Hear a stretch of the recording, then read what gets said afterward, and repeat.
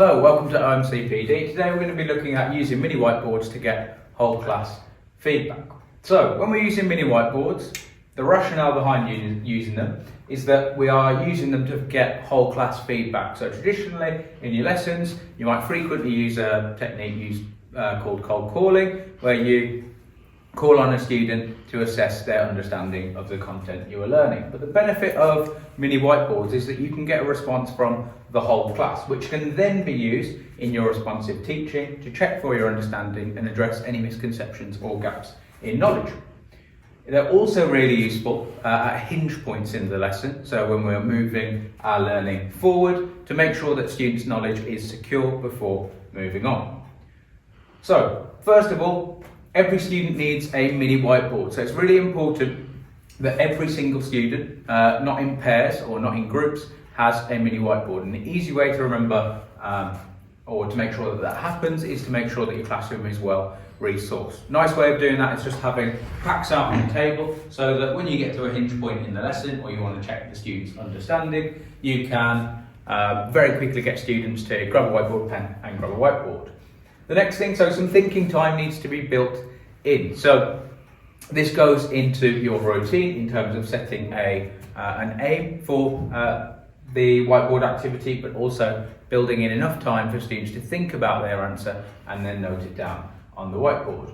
So we'll talk about the routine, but a very simple way is a countdown: 3, 2, 1, show me. It's a tried and tested way of using mini whiteboards, but it's really important that there are really robust procedures or routines for using whiteboards to ensure that the assessment for learning is most effective, so that you're getting everybody's response without the opportunities for students having a quick look at each other's whiteboard, for example. So in terms of checking the student responses, a nice and simple way of doing it is that we need a clear question with a clear aim of what you want the students to write down. We need a time frame, and in that time frame include some thinking time. So for example, I might say, on your whiteboards, can you write down the biggest problem in the favela of Rocinha? I'm looking for 2 words. I'll give you 15 seconds. Go.